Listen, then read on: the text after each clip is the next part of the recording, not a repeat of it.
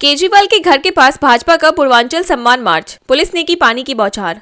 अरविंद केजरीवाल पर पूर्वांचलियों का अपमान करने का आरोप लगाते हुए भाजपा कार्यकर्ताओं ने पूर्वांचल मोर्चा के प्रदेश अध्यक्ष संतोष ओझा के नेतृत्व में प्रदर्शन किया। अशोक रोड से शुरू हुआ मार्च केजरीवाल के आवास की ओर बढ़ा। पुलिस ने प्रदर्शनकारियों को रोकने के लिए बैरिकेड्स लगाए और पानी की बौछारें डाली। प्रदर्शनकारियों में से कुछ को हिरासत में लिया गया।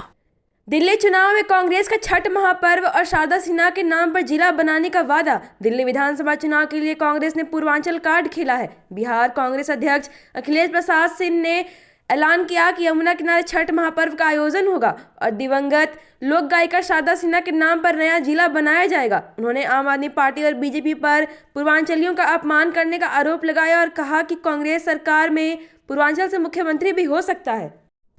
कांग्रेस ने अरविंद केजरीवाल पर आरक्षण विरोधी होने का आरोप लगाया। कांग्रेस नेता देवेंद्र यादव ने अरविंद केजरीवाल को जाट आरक्षण के मुद्दे पर घेरा। उन्होंने बताया कि 2014 में कांग्रेस सरकार ने दिल्ली समेत 9 राज्यों में जाट आरक्षण की अधिसूचना जारी की थी, लेकिन 2015 में सुप्रीम कोर्ट ने इसे खारिज कर दिया क्योंकि केंद्र की भाजपा सरकार और केजरीवाल ने प्रभावी पैरवी नहीं की। अब चुनावी मौसम में केजरीवाल पर जाट समाज की भावनाओं से खेलने का आरोप लगाया गया है। केजरीवाल ने चुनाव में गड़बड़ी का आरोप लगाया। मनोज तिवारी ने किया पलटवार।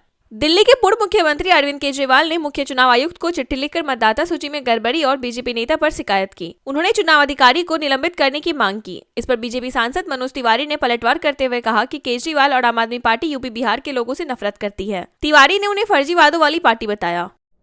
केजरीवाल की एक और गारंटी, RWA के तहत होगी सिक्योरिटी गार्ड की नियुक्ति। आम आदमी पार्टी ने दिल्ली विधानसभा चुनाव के लिए एक नई गारंटी दी है। यदि उनकी सरकार बनती है, सभी RWA को अपने इलाकों में सुरक्षा गार्ड तैनात करने के लिए सरकार की ओर से धनराशि दी जाएगी। आपका दावा है कि यह कदम स्थानीय सुरक्षा को मजबूत करेगा, अनाधिकृत प्रवेश रोकेगा और अपराधों को कम करेगा।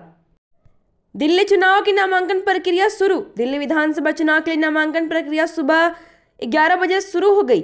प्रत्याशी अपने नामांकन पत्र रिटर्निंग ऑफिसर कार्यालय में भर सकेंगे। साप्ताहिक अवकाश के कारण शनिवार रविवार को प्रक्रिया बंद रहेगी। इसके बाद सोमवार शुक्रवार तक नामांकन भरे जा सकेंगे।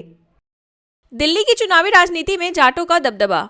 दिल्ली की सीमावर्ती 225 गांवों में जाट समुदाय की बड़ी संख्या होने से उनकी राजनीतिक भूमिका अहम हो गई है। कुल मतदाताओं में इनकी हिस्सेदारी 7 से 8% है, लेकिन उत्तर पश्चिमी और दक्षिण दिल्ली में प्रभावी है। मुंडका, नडेला, नसफगढ़, बिस्वासन जैसे इलाकों में इनकी संख्या 20 से 28% तक है। सभी दल इन्हें लुभाने में जुटे हैं। अरविंद केजरीवाल ने इन्हें ओबीसी सूची में शामिल करने की मांग कर भाजपा पर निशाना साधा है।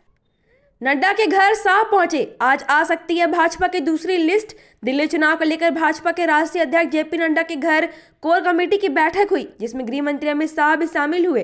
चर्चा में दिल्ली के उम्मीदवारों पर विचार हुआ। रिपोर्ट्स के मुताबिक पार्टी जल्द ही 30 उम्मीदवारों की दूसरी सूची जारी करेगी। कालकाजी से रमेश बिधूड़ी की जगह नया प्रत्याशी उतारने की संभावना है, क्योंकि उनके विवादित बयान विवाद का कारण बने हैं।